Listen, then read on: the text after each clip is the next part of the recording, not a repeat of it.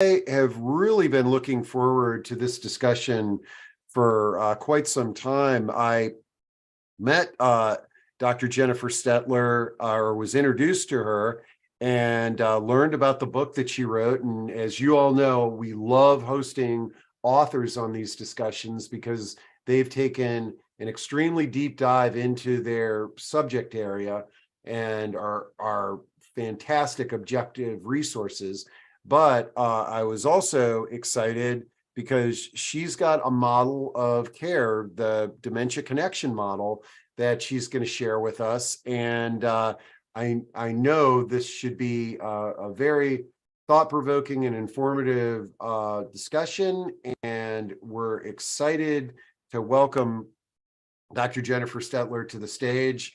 And Dr. Stelter, real charged up that you're able to meet with us today. I believe you're in Chicago, correct?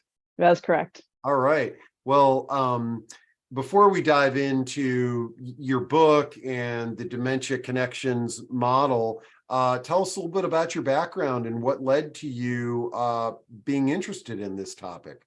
Absolutely. I should first say thank you, Steve, for having me, and just your upcoming topics too. I'm floored. I think I'm going to actually join the one that's the real life story, because I really want to hear that recovery. Wow, just unbelievable, the folks that you have on your platform. So thank you for all that you do. So yeah, my journey is a little bit different than most people who provide service in dementia care. You know, typically they get into the industry, the field, because they have cared for someone who's lived with dementia, any kind of form. And so for me, it was actually opposite. I'm a clinical psychologist by trade. So the first half of my career was in mental health and serving folks with mental health challenges for quite a number of years. And why I became a psychologist, which is often a question I get asked, is because I actually went through my own mental health journey in my late teens, early 20s, and wanted to give back because my recovery was something that I feel was important to share. And what I learned through the use of coping tools and non-pharmacy intervention really drove my fire to share with other people that this is an option for you. And it's not to say that medication, there isn't a place for that, because there certainly is. And I actually trialed my own medications with, the work of, being managed by psychiatrists and things like that. But what really helped me throughout my journey was those coping tools. And so I turned it into a labor of love to give back to the community. And I work with a wide variety of clients with mental health challenges. And so from there, I decided, I entered into the senior living space thereafter, still in mental health, working with a large organization here in Chicago to help open up one of their behavioral health programs. And so in that transition from the kind of outpatient world of mental health to senior living was a transition in of itself. But I quickly fell in love with working with people who had dementia. And so that exposure then had me transition into primarily doing that here in my second half of my career. And so unexpectedly, of course, I did have a grandmother-in-law who was diagnosed with Alzheimer's disease. And so I was able to be an asset to the family, which I was very grateful for. They were as well, that I could share my expertise in helping guide their treatment with her and things like that. So again, my journey is a little bit different in that I fell in love with the population first. And then, of course, it worked out where I was able to help my family. And so I can continue to do that in where I was able to develop the Dementia Connection Institute and things like that. So that's a little bit my journey. I love it. And, as an aside, I am really delighted at how the discussions during and throughout COVID about mental health, and now, knowledge that social isolation is not healthy and things of that nature.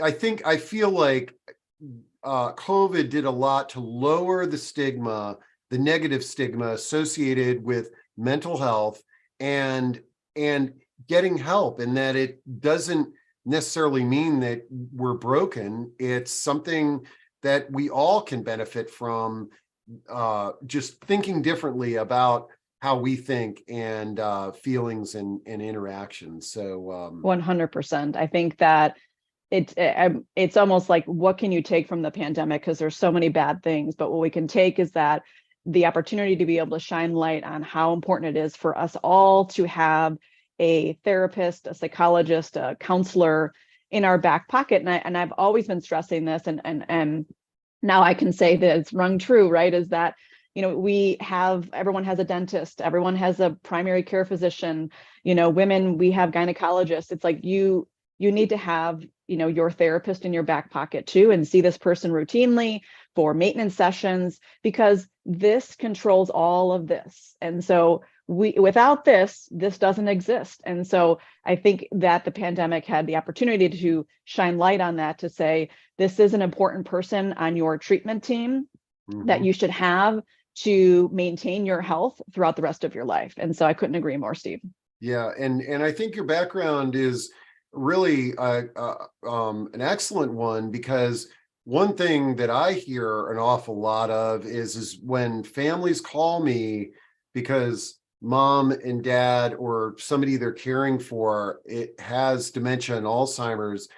It really, I mean, you talk about just an emotional and impacting our mental health is that this person that we love is not behaving the way that they should, or the way that I want them to, or what have you. And that really is very traumatic to a lot of loved ones. So absolutely, I highly encourage caregivers to seek their own counseling. That's something we do provide through the Dementia Connection Institute. Seek your own counseling, stay educated, provide support for yourself, because it's a long journey for a lot of people. And I think it's important that you're continuing to take care of yourself so you can be strong enough to take care of your loved one. So I 100% agree with that.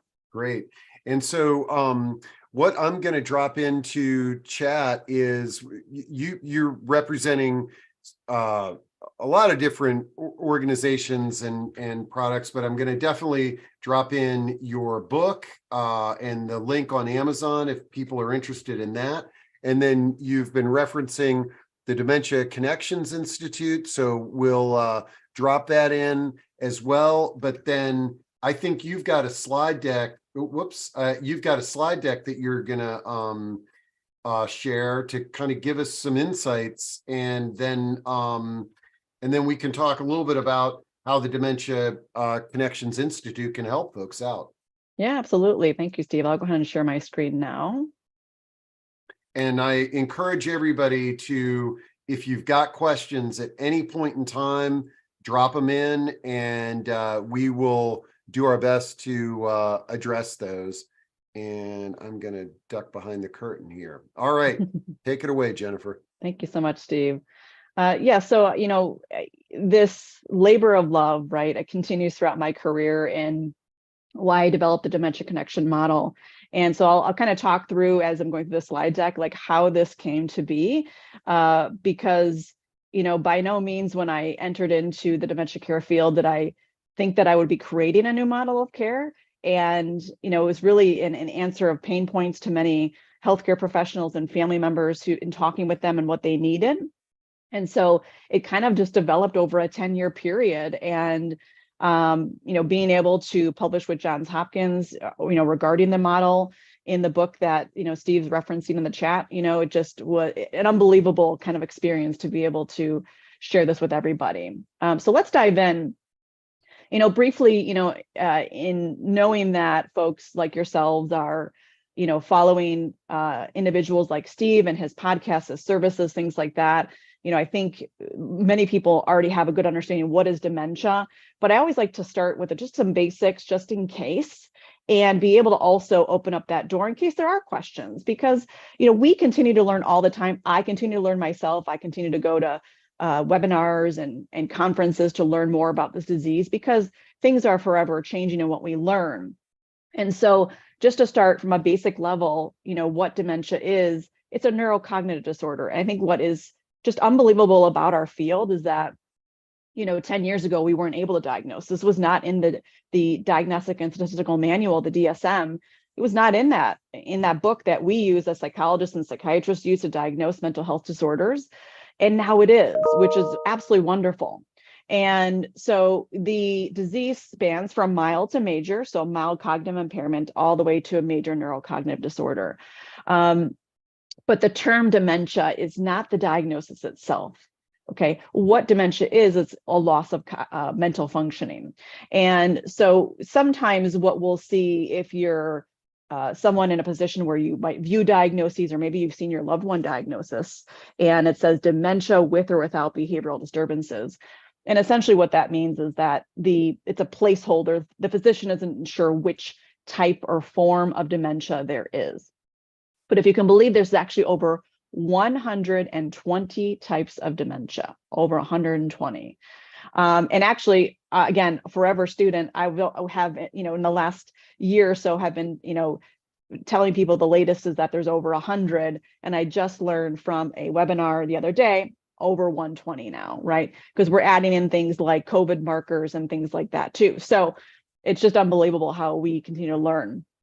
But as you see under this umbrella, right, there are some common forms that we are familiar with. Alzheimer's disease is the most common, which you may know about 2/3 of all cases.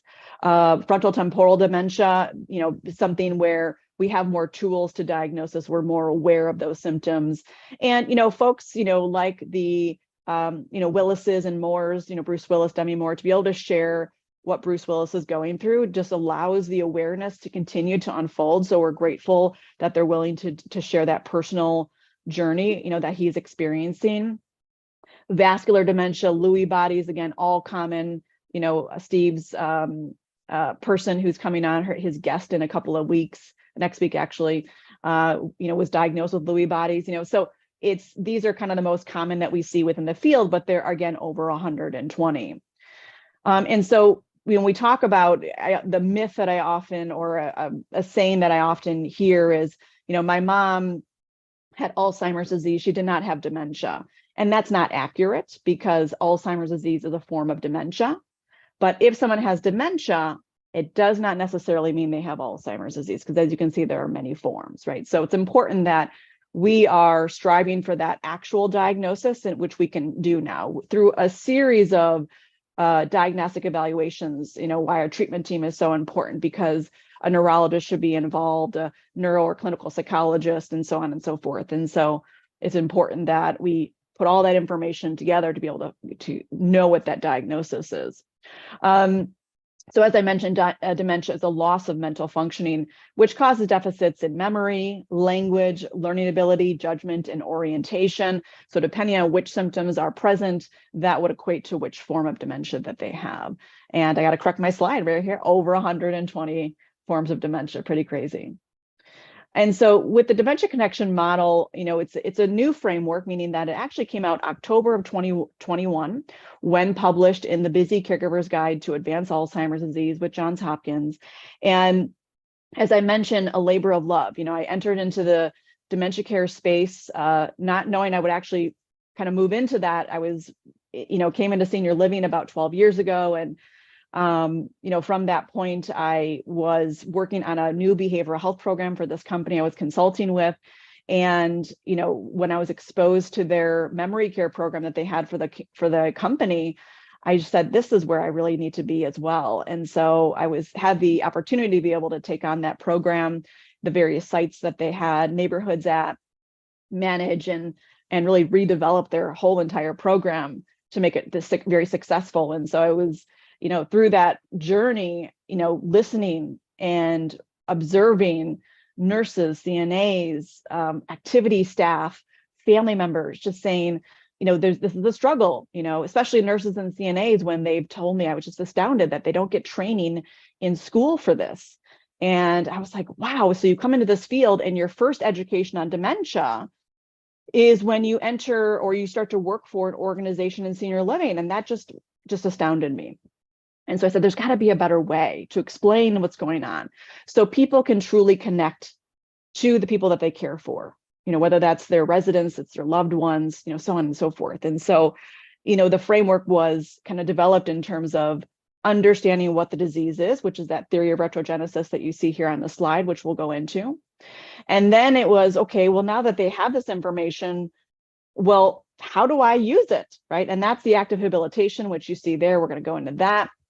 And last, but certainly not last, that third pillar is the use of what is my tools then? So what do I actually use?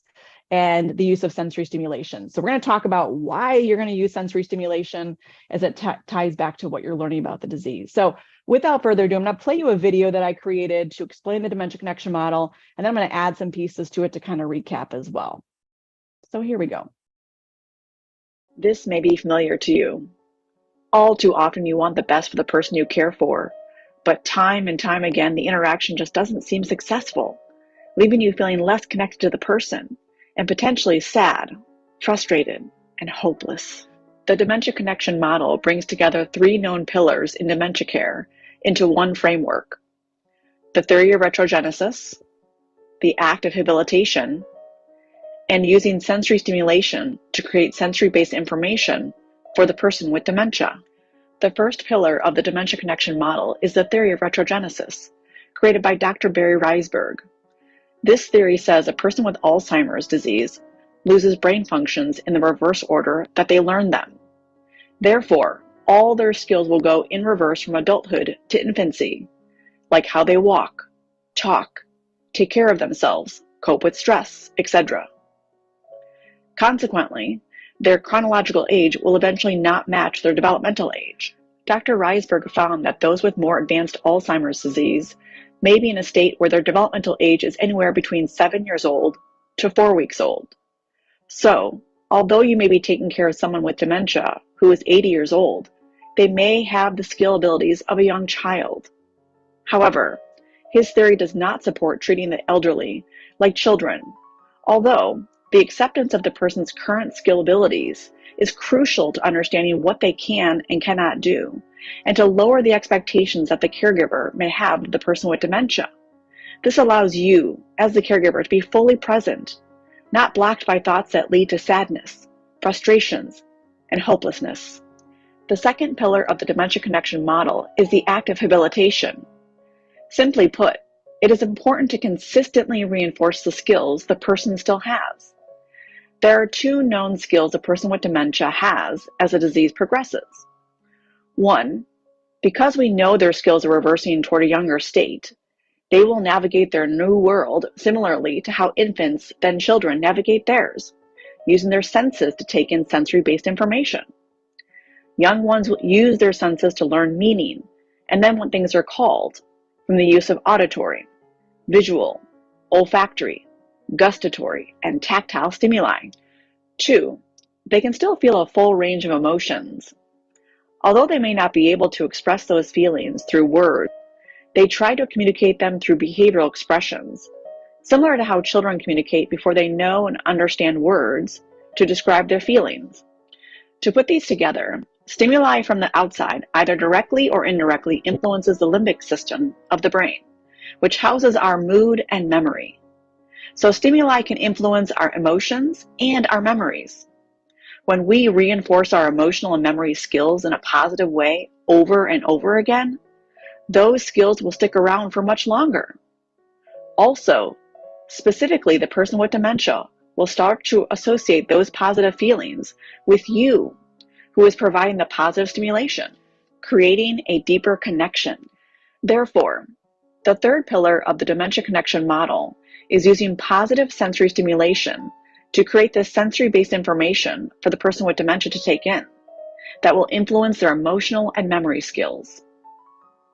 So, your approach should be using various sensory techniques that are positive and preferred by the person, like playing their favorite music for auditory stimulation, using essential oils that have therapeutic benefits for olfactory stimulation, offering their favorite foods for gustatory stimulation, reminiscing with pictures for visual stimulation, and painting for tactile stimulation. You can influence the person with dementia to feel happy, safe, secure, and calm, and also to be more focused and attentive. How great is that? The key to using the Dementia Connection Model is the 3 R's: routine, remind, reward. Essentially, consistently use sensory stimulation cues, and it will boost the mood and memory of the person with dementia, and they will feel more connected to you. Also, a bonus, when you feel you've mastered this, then it will also boost your mood too, and you will feel connected again to that person.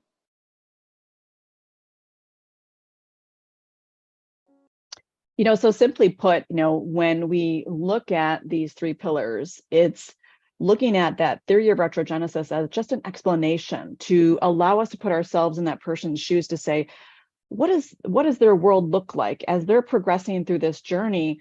What does that look like? And so what it looks like and what research has pointed to is that they're going to experience their world very similarly to how adolescents experience their world. And what that is that they use their senses to navigate, to communicate, to connect to other people, right? I mean, think about this, right? In the first 5 years of life, children will learn essentially by watching, observing, listening, and then doing things over and over again. That's how we all learn how to feed ourselves. That's how we all learn to toilet ourselves. That's how we learn to walk. That's how we learn to talk, right?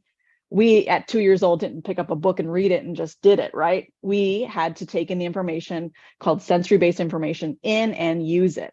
So people living with dementia, they're going to move to that state, and that's what they're going to rely on more to learn what they should be doing, what's their purpose, how they should communicate and connect, right?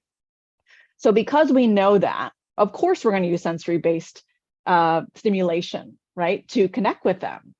And so when we do that, and we do it over and over and over again, which is that active habilitation, they will start to learn, again, what they should be doing, purpose, all of that.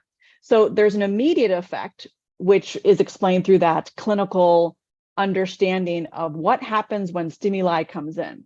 And when stimuli comes in, it influences the limbic system, which was what you saw in the video here, right? Where it influences our emotions and our memories, okay? But from a psychological standpoint, which I'm going to go to my next slide here. From a psychological standpoint, the Dementia Connection Model is actually the first cognitive behavioral theory in dementia care because it allows us to know how does our thinking play into this. So when we are influenced from the environment, right, we have our emotions influenced our memories, but that also impacts our behaviors, right? And so that's why we do see people living with dementia when they appear to be angry or appear to be frustrated or sad. There are behavioral expressions that show that as well through their body language, right? They might wander away. They might become verbally aggressive, physically aggressive, sundown, those kinds are common types of behavioral expressions we see because they are simply acting on the emotion that they're experiencing. And so the Dementia Connection Model is simply saying, which you can see here is, let's use positive stimuli, right? And that positive stimuli needs to be very individualized to that person. For example, like what kind of music would be positive for them? What kind of smells would be positive for them? Those kinds of things, right? And that's going to influence those emotions, right? Because of that, what's happening with the limbic system. It's going to influence those memories, again, limbic system. And now we have the ability to influence those behaviors in productive ways, okay? So that's a Dementia Connection Model in a nutshell. And so when we look at, this in terms of further explanation, the book that was published with Johns Hopkins, which you have a link to, will definitely go into all facets. How do you apply this model to ADL care? How do you apply it to communication? How do you apply it to, various ways to engage a person, so on and so forth, right? Each chapter kind of goes into an area of dementia care and how do you apply that model? And what's great, it's a workbook style. So at the end of each chapter, you actually have a chart that you can start to trial and error different tools. And at the end of the book, you have a full toolbox of things that you can use to work with your loved one or the people that you care for, so on and so forth. And so I wanted to spend a little bit of time kind of giving you some ideas of some multi-sensory tools you can use that I found successful in working with people living with dementia.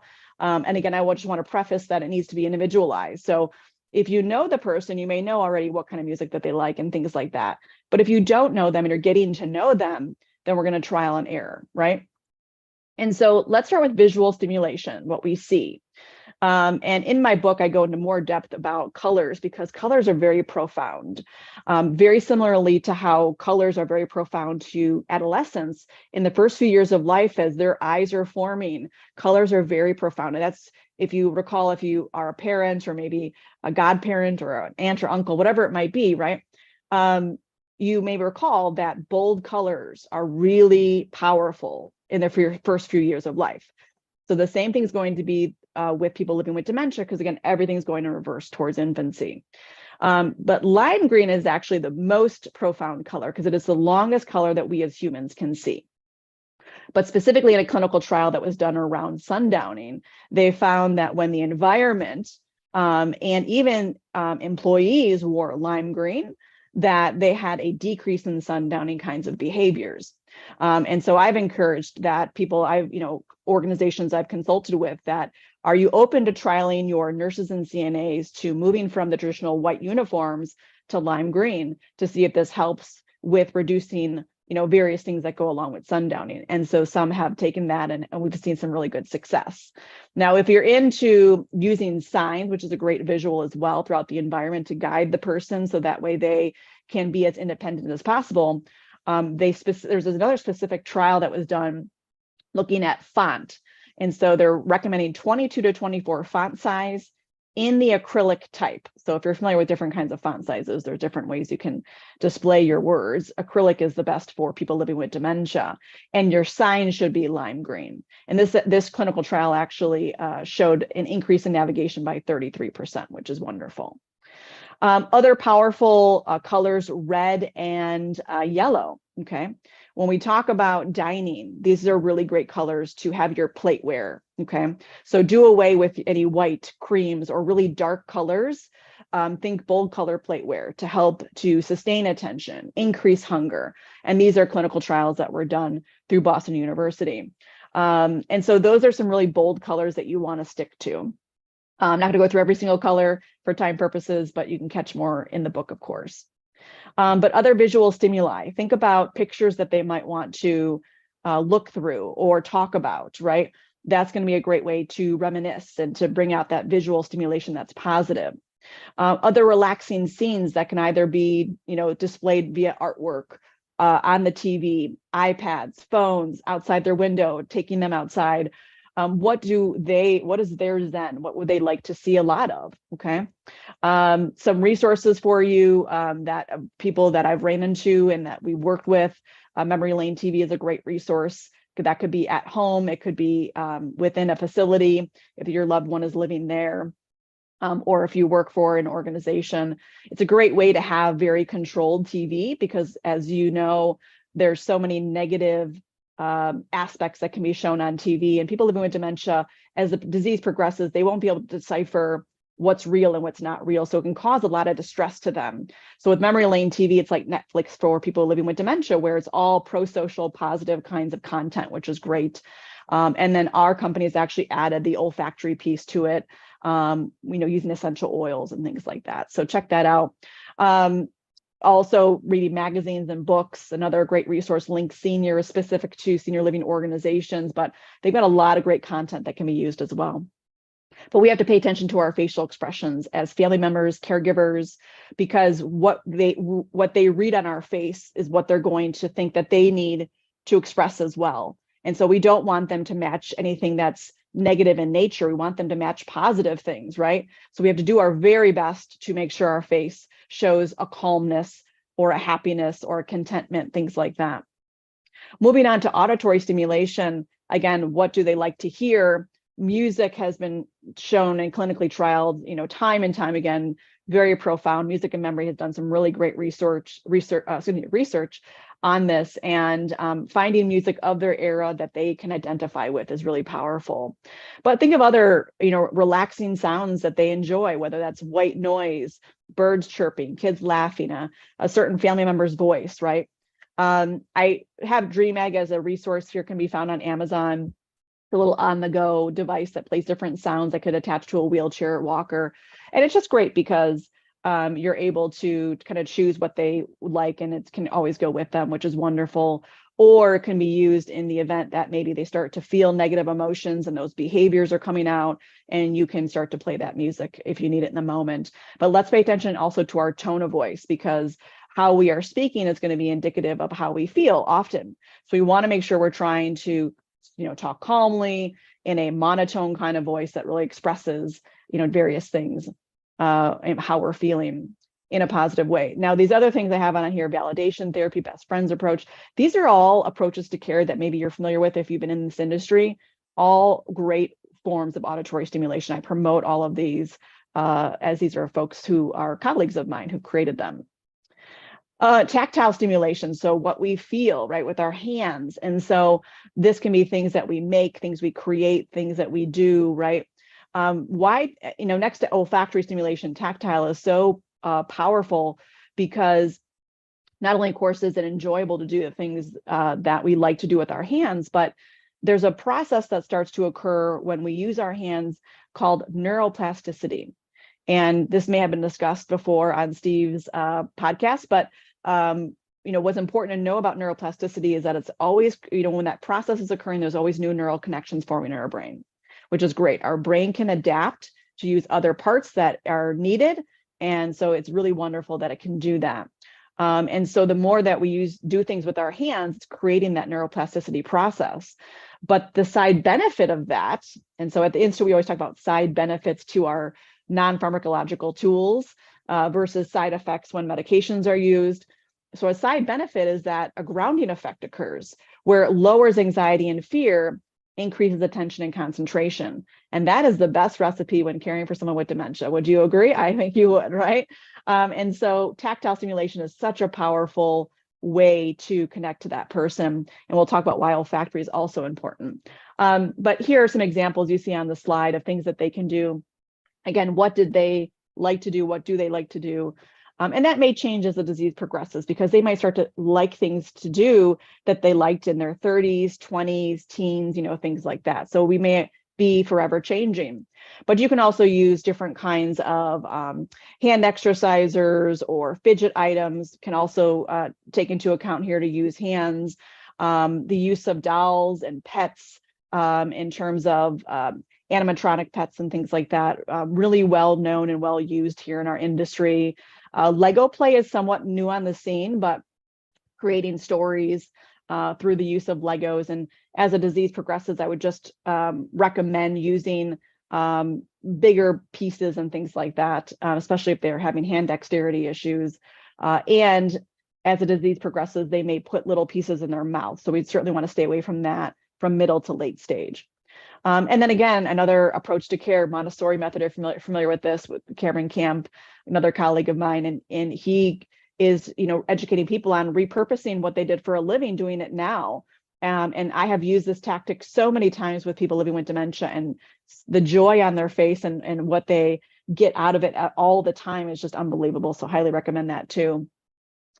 Gustatory stimulation, what we eat. And so it is important to incorporate the foods that they enjoy. Now, I do realize some of those may not be the healthiest options, so all in moderation. But you can also incorporate, if they did like to cook or bake, doing taste testing with you, or, stirring the contents or putting ingredients in, depending on what stage that they're in, they can still contribute in some way. Potlucks, things, spice tasting, things like that. Now, jelly drops is a little drop that it's a company called Pattinson's out in Canada.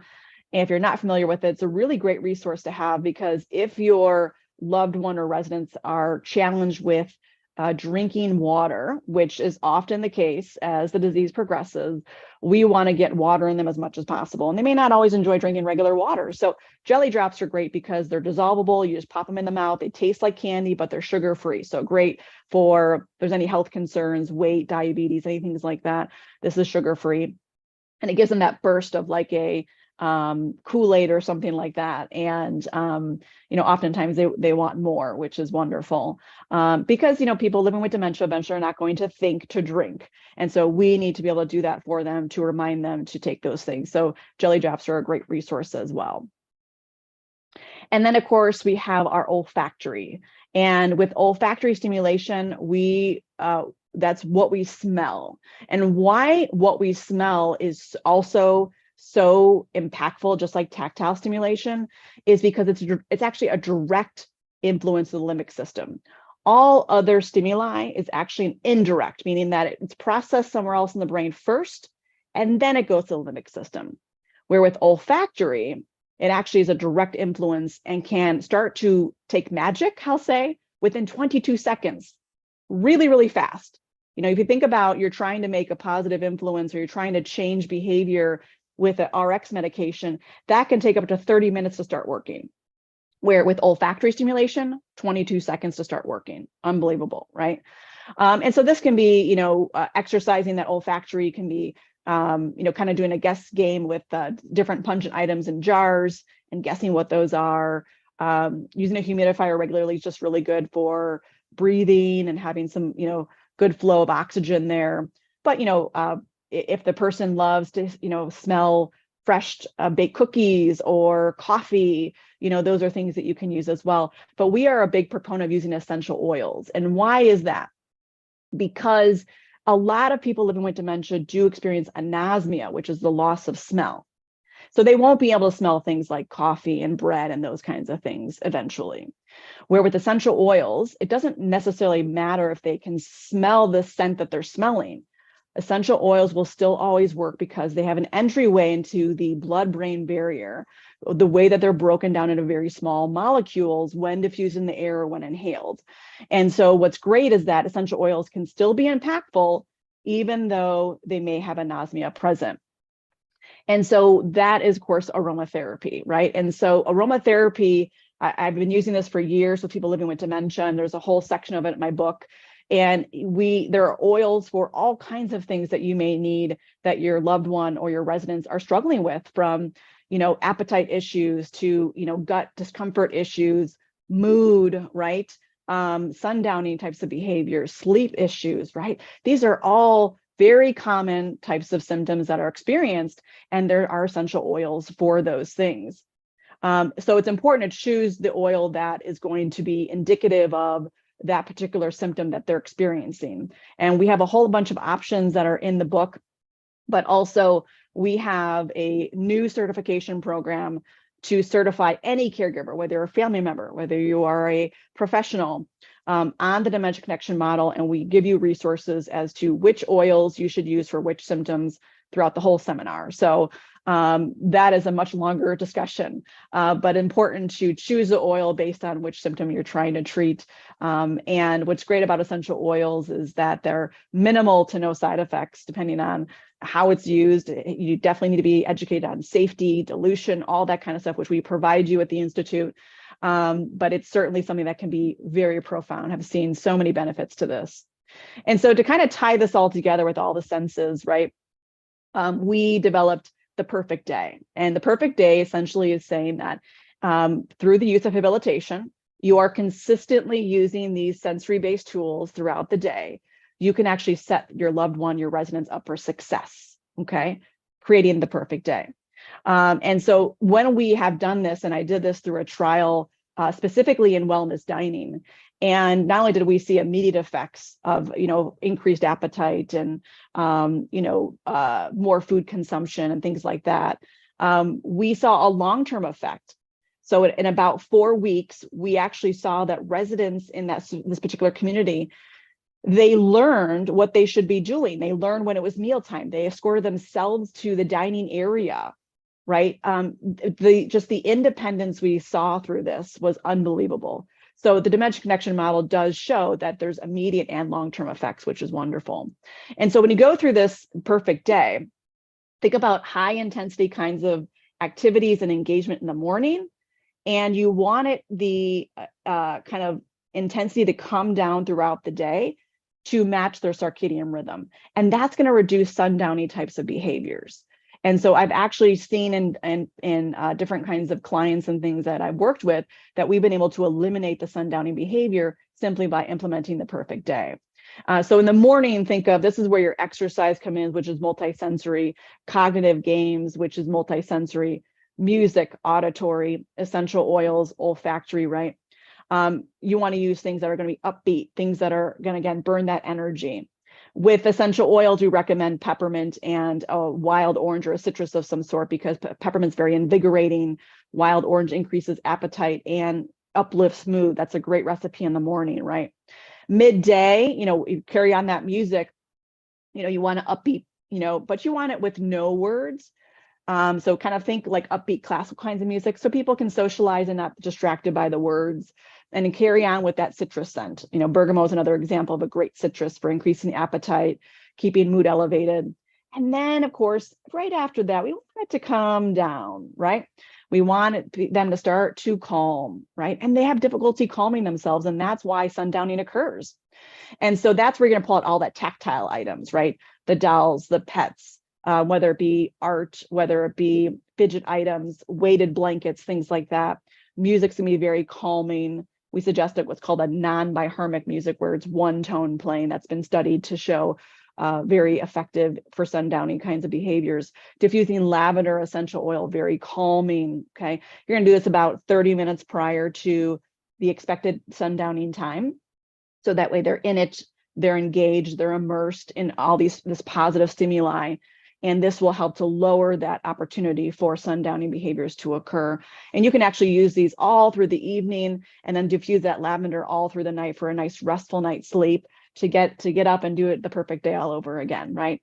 And you are doing such a service to the people you serve if you are able to strategically set this up every day, just a few handful of tools, and you schedule it very similarly to how you schedule activities or appointments or medication times, right? If you follow us on social media, we're on all the platforms. We talk a lot about social prescribing, and this is what this is. You can do this as the caregiver, no matter your degree, no matter your background, you can do this. If you're looking to lower the use of psychotropic medications in your loved one or your residents, obviously work with qualified providers to do that. But they want to hear you say that you're swapping out medication for these kinds of tools, or in combination, where maybe we don't have to have as much medication because some of these other tools are working.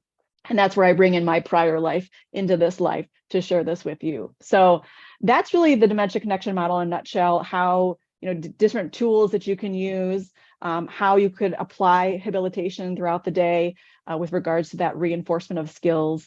But yeah, that's it in a nutshell, and I hope this was helpful. I love it. Yeah, this is great,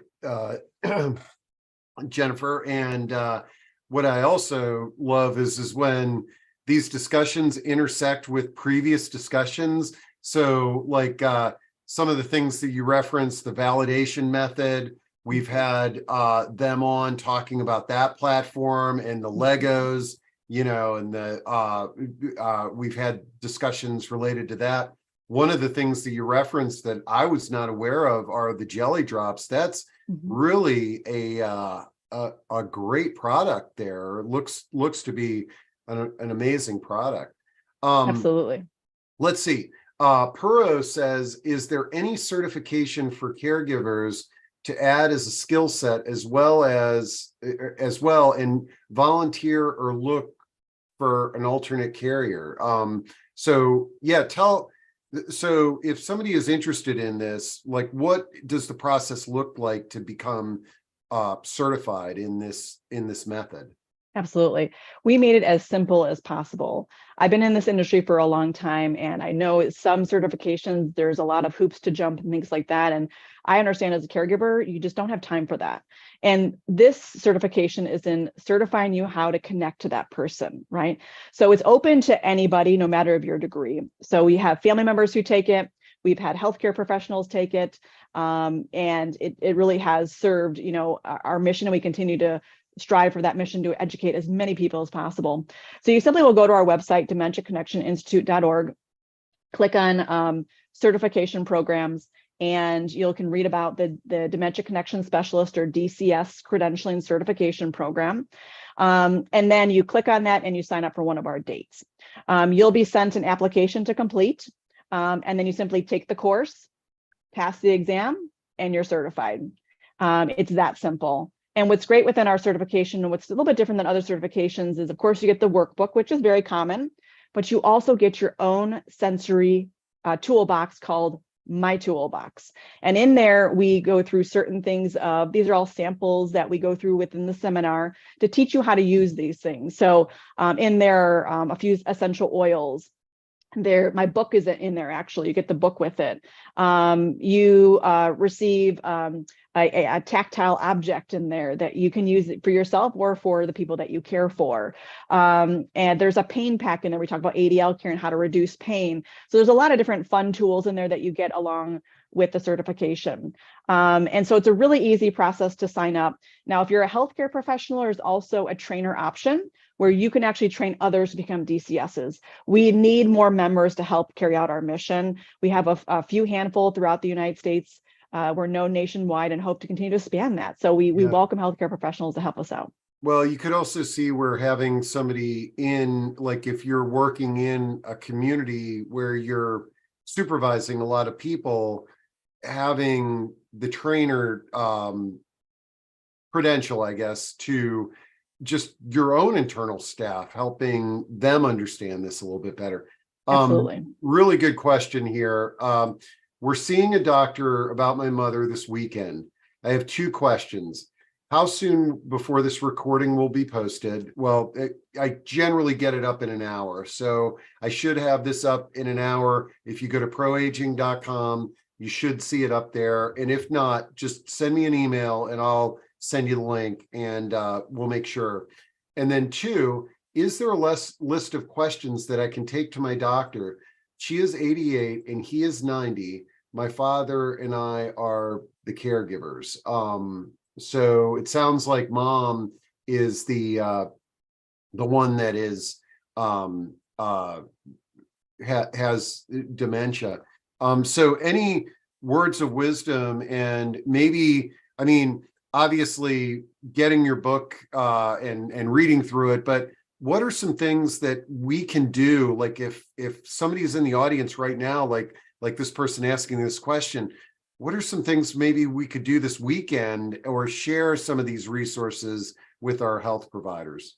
Yeah. So, in terms of questions to be asked, certainly, one thing is I'm going to encourage this person to go to my website. There is an Ask Dr. Stelter tab where you can actually click and you can send me questions that you have free of charge. I will email personally to your email what those answers are. So if there's specific questions you have around this particular appointment, please go to our website and reach out to me.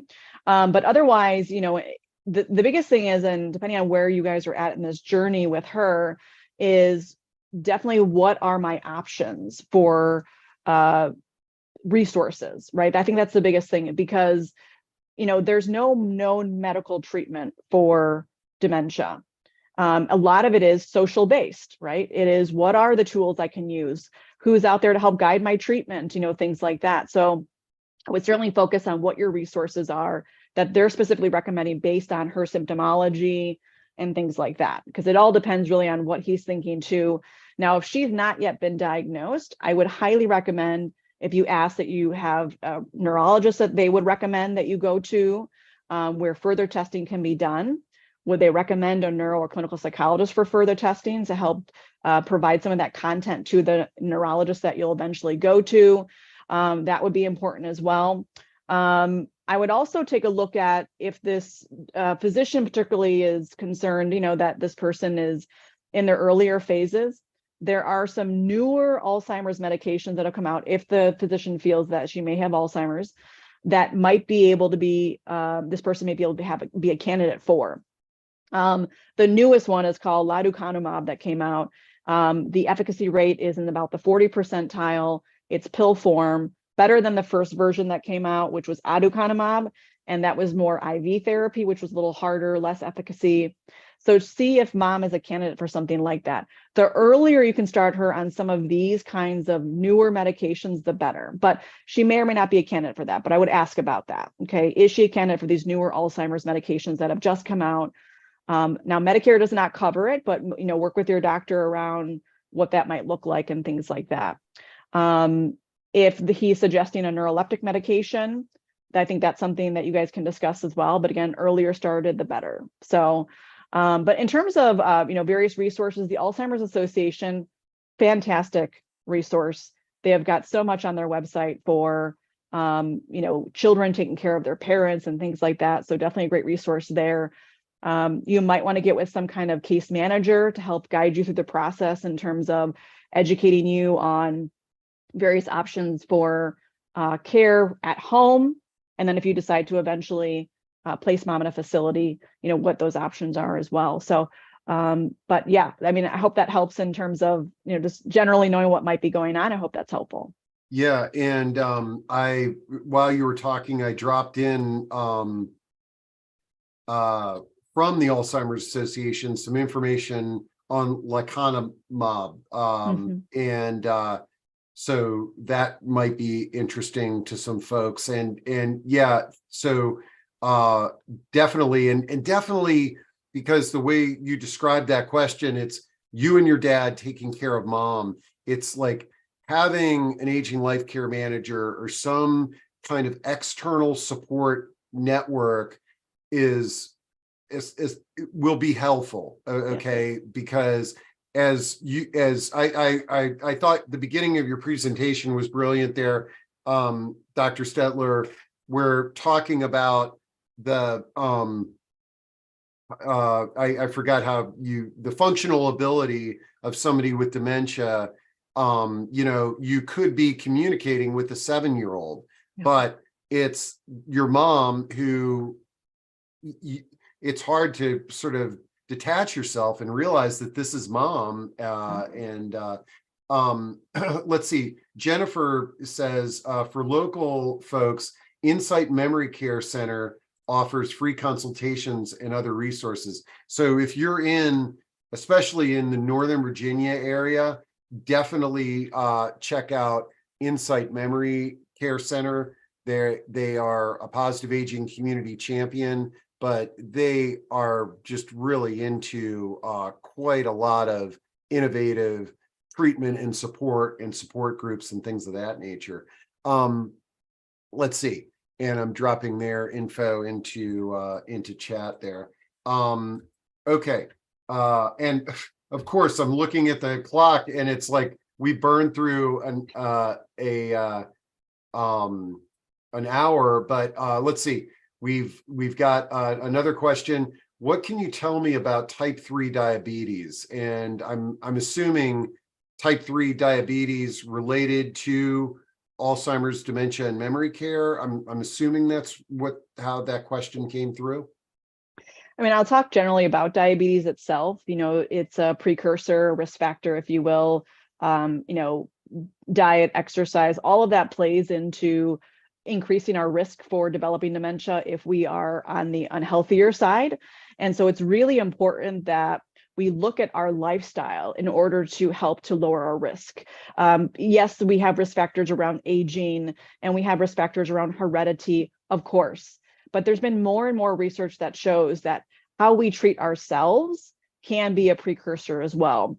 And so we have to take a look at, what we eat, how much are we being physically active, how much are we socializing, right? Alcohol, drug use, that kind of thing as well. So all of that plays a role. And so with diabetes, except for type 1, a lot of it's attributed to our lifestyle, our diet, exercise, things like that. So it is really important that we get a good handle on that if we want to lower our risk ourselves. Great.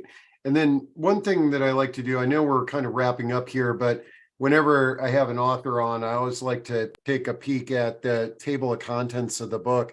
And as you can see, whoops. Okay. Are you seeing my screen, Jennifer? Yes. Mm-hmm. Okay. So this is direct on the Amazon site, and just scrolling down to the book here, and so with the table of contents. And one of the things, talking about the model, which you gave us a good overview of that, but it looks like you've got some solution for the communication challenges, eating, feeding, nutrition, sleeping challenges, toileting challenges, bathing challenges, pain and pain management, depression, hallucination, repetitive behavior, sundowning, and intentional care. How do you describe intentional care? Mm-hmm. And so in the book, I talk about, it's really about being intentional of what your loved one is going through. And it's a transition to talk about when you're intentional about what you're doing, it's going to serve them better. And so part of that is actually how you care for yourself. And so it talks about the importance of self-care, in that when you want to be your best self and you want to provide the best care to them, it starts with you. So you have to be intentional about what you're doing. It's not about just going through the process and throwing things at them and hoping for the best. It's about saying, okay, where I am the giver of the care, and I have to be at my best. So just as I'm going to invest in aromatherapy, I'm going to invest in dolls, I'm going to invest in training, where it starts is with me. And so we talk about self-care, and then it moves into that promoting brain health chapter where we talk about how do you lower your risk for developing dementia as a self-care, as the care provider. So that's really the intentional care is all about your own self and how it starts with you. Okay, great. And I was really intrigued by your description of smells and essential oils, because I know, personally, like one of my favorite things is cooking in a crock pot, not because of the meal that I'm going to eat, but how it makes my house smell. And, the fresh baked cookies, like when you just an apple pie, when you started talking about those things, I had this warm feeling inside, and it sort of made me realize that this may be something that I want to play around with now. And that's a lot of the things that you talked about is that if we make this a practice in our lives now, healthy living, essential oils, communication, mental health, all of that. None of us have a crystal ball. We all might develop dementia. But if we've got these practices in place already, just imagine how much easier it's going to be for our caregivers if we're utilizing those. So absolutely, this has really been excellent, and I love how you put it together, and I like how your system brings together a lot of other well-known, proven systems, but it feels like a really nice platform, those 3 pillars that you talked about that could improve people's lives. So thank you. Really congrats on all the work that you've done to get here. And I hope that this has been helpful to our community members. Like I said, I'll get this up immediately. Any sort of last closing thoughts, Dr. Stelter? Yes, I just want to say, I hope that, whatever your role is, if you are caring for a loved one, if you are a professional in the field, continue to educate yourself on this disease, because we are learning all the time, more and more. And, I just say, just reach out, get that education, get those tools for yourself, because we are the ones that are going to make this difference, as we continue to grow, we continue to understand more. So educate yourself as much as possible. I love it. All right. Well, folks, have a great weekend. Hope to see you next week and beyond at some of our discussions, but feel free to reach out to me directly if you've got any questions, comments, or what have you. And we've got Dr. Stelter's contact in there, but I will make sure to also have her contact info at the recording, which you can find at proaging.com. And Michelle says, thank you so much. Well, thanks for joining in and contributing, Michelle. And we will be talking to you all soon. Have a great weekend. Thank you.